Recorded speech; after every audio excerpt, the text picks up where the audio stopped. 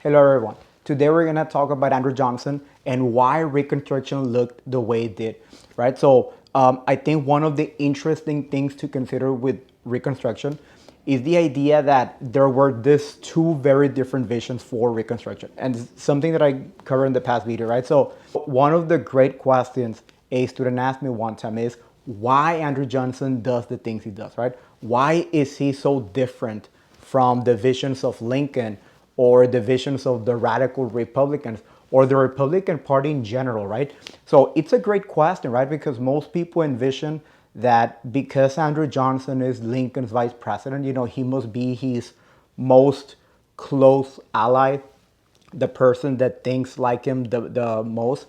But I think that is understanding, that's giving a modern politics vision to something that happened in 1865, right? Or 64 when the presidential election happened, right?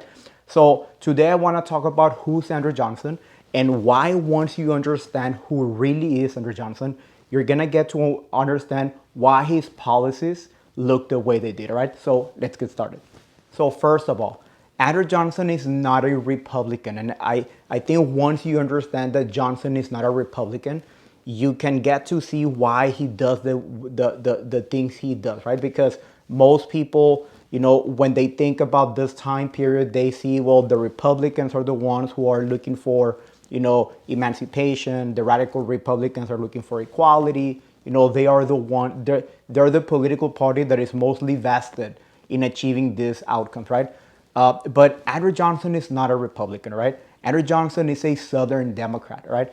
The reason Lincoln elects him as vice president is because he's a Southerner, right? So by 1864, Lincoln is looking more for Reconstruction rather than civil. So he's kind of thinking ahead, right? He knows the end of the Civil War is soon, so he's mostly thinking about how to get Southern support during Reconstruction. And Andrew Johnson is a Southern Democrat, but he's a Unionist, right? What does this mean?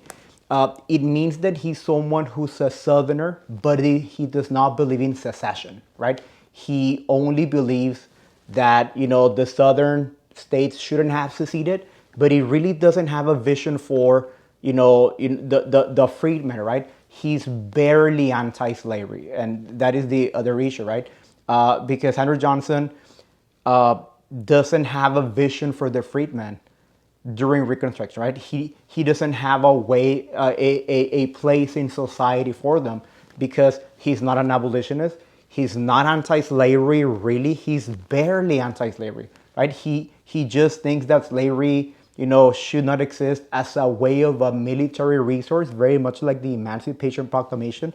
But he really doesn't, he's not very friendly to the plight of the freedman, right? So this understanding this will let you know that, from the beginning, it's going to be very contentious, right? Because no one is expecting Lincoln's going to be assassinated, right?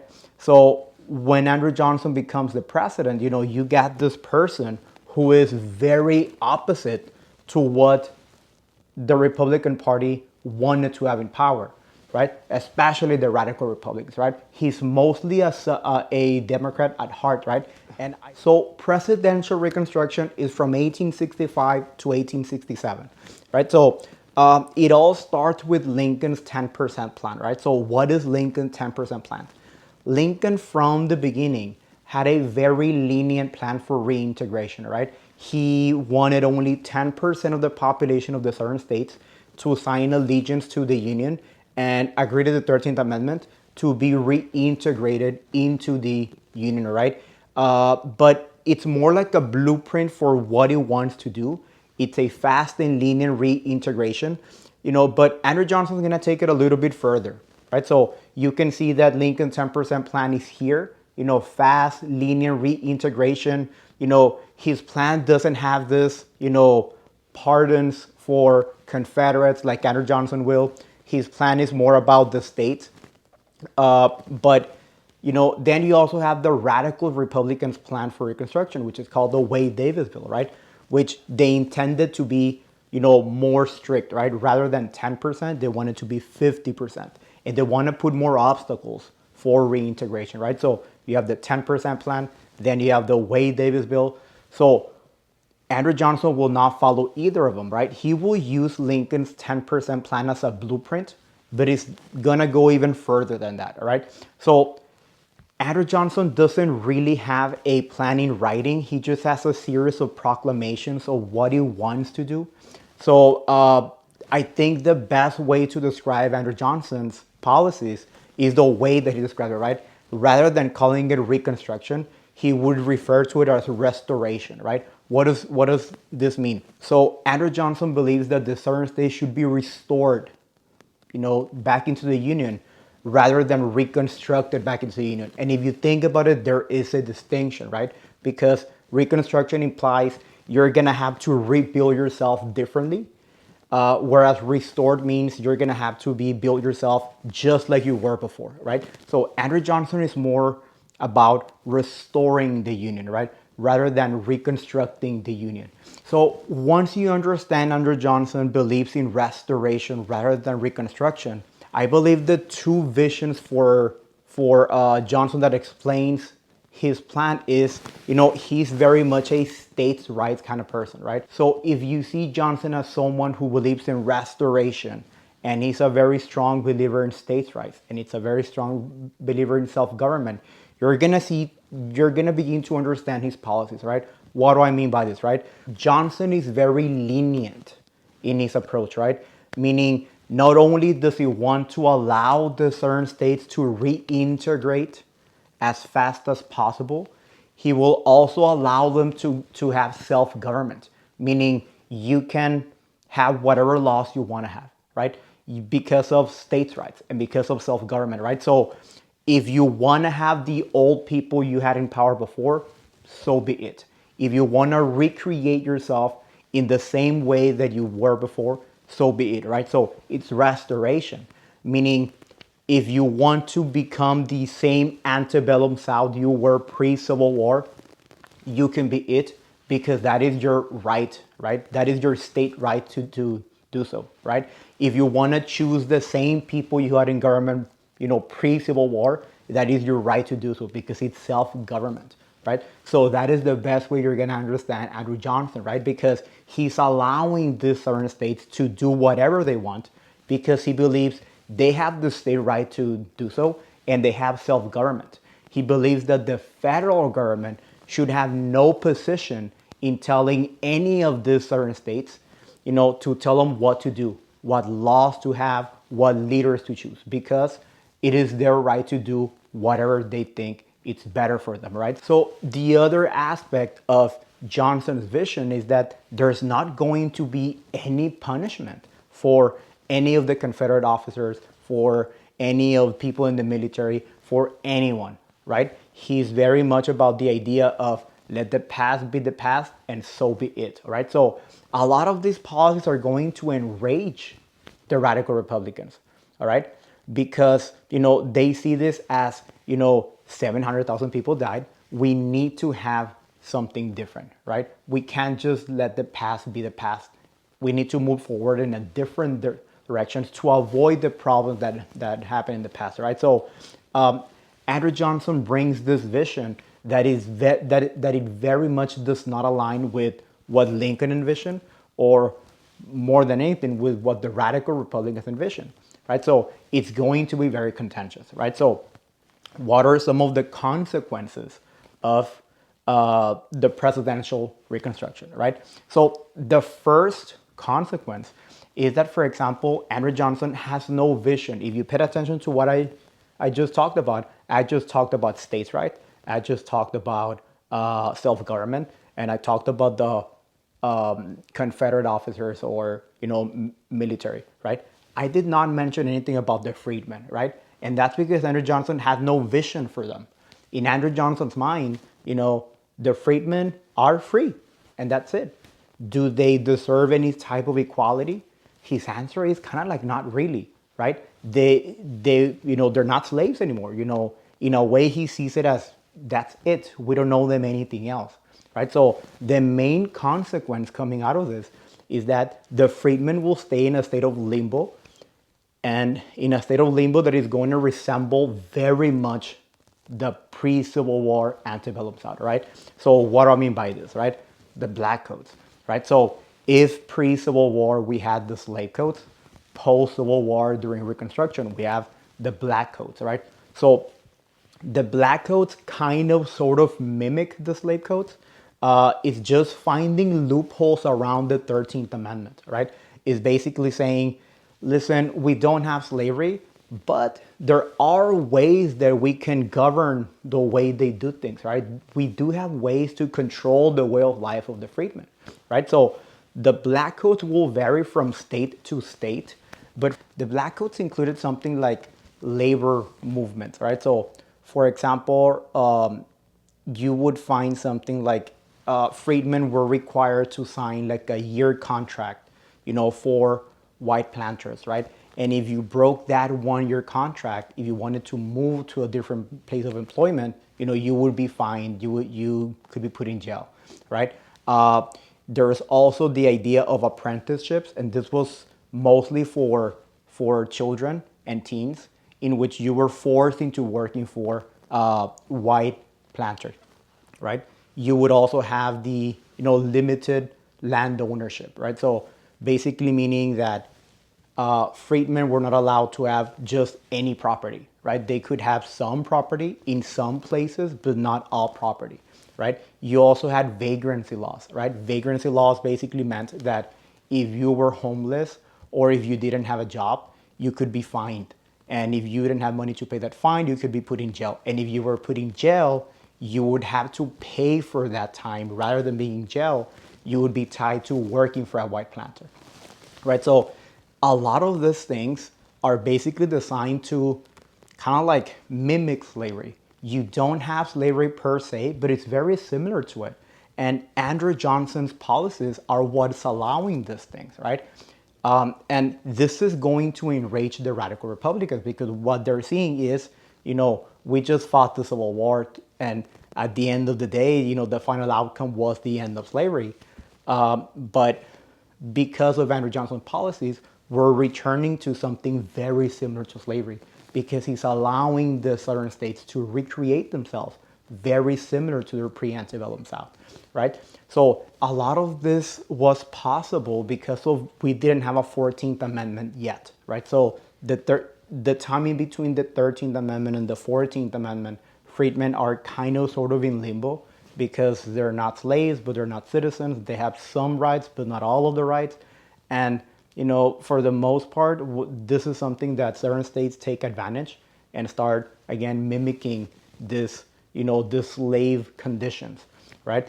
Another thing that happened under Andrew Johnson is that he limited the power of the Freedmen Bureau. So the Freedmen Bureau was established right after the end of the Civil War, and its purpose was the reintegration of freedmen into American society after the end of slavery. Okay, so it had different goals, and one of them was to reunite families. Another one was to help the freedmen negotiate new labor contracts. Another one was to provide, for food, clothing, medical care for the freedmen and for poor whites that suffer during the Civil War. I think the Freedmen Bureau is mostly remembered for its job in creating schools.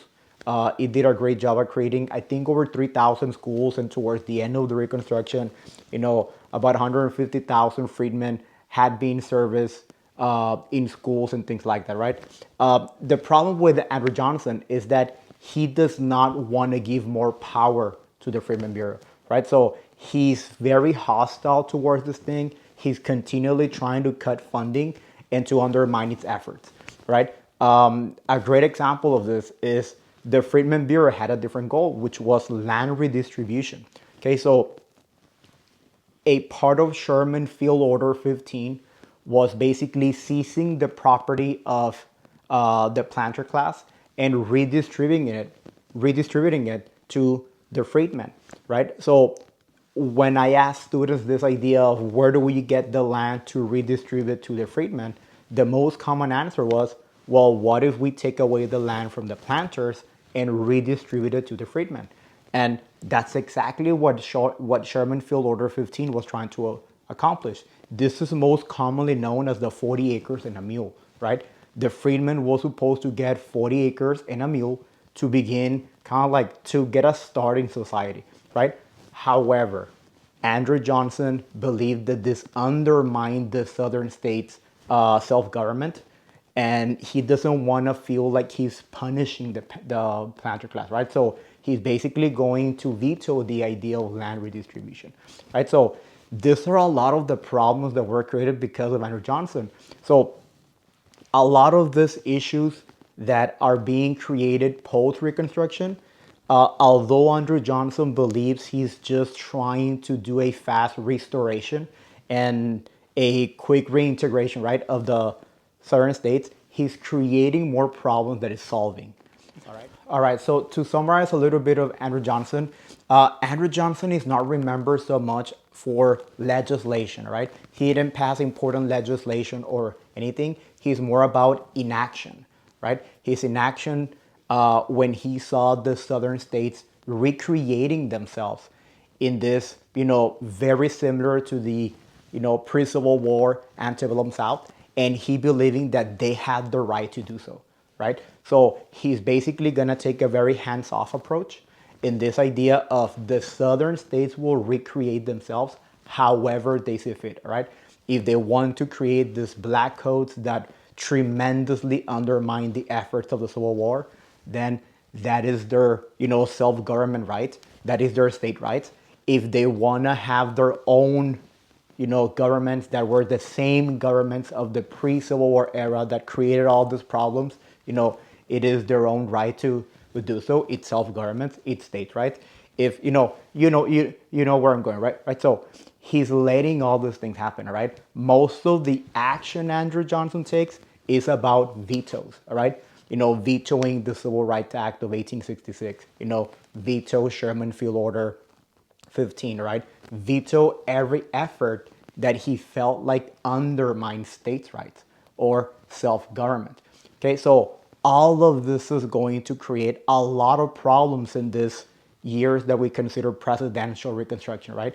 1865 to 1867, right? So this is why the legacy of Andrew Johnson is very problematic, right? Because he's also the first president to be impeached, and if I'm not mistaken, he missed the actual, removal from office by one vote, right? So he's, in my opinion, his legacy is as top two, top three worst presidents in the history of the US, right? And he had a great opportunity to have a great start to Reconstruction and solve a lot of the problems that hundreds of years later we're still facing. And he basically undermined a lot of those efforts, right? Basically saying all this effort that happened during the Civil War, 700,000 people dead, all the destruction. And for him, he was kind of like, yeah, but, we need to allow self-government and states' rights, right? So, as a personal opinion, I have a very self-government, states' rights kind of philosophy, but the actions of Andrew Johnson, do not happen in a vacuum, right? They come right after the Civil War, right? So if you would tell me in present time, self-government, states' rights, I will be all on board with this, right? But post-Civil War, this is different, right? You need to look at the Civil War as, we underwent 4 years of a massive transformation, this new birth of freedom. We need to move forward in a different direction. And Andrew Johnson is basically undermining and ignoring all the efforts, right? One more time, the 700,000 deaths, the destruction, and all the different things that happened during those 4 years. And he's basically saying, that's separate. Self-government and states' rights are more important than all of that. And I tend to disagree with that, right? So anyways, guys, just let me know, what do you think? Is Andrew Johnson the worst president in the history of the U.S.? Or, who else would be in the run for contender worst president of the history of the U.S., right? Let me know what you think. I don't want to take much more of your time. I'll see you around, guys. Be safe, okay? See you.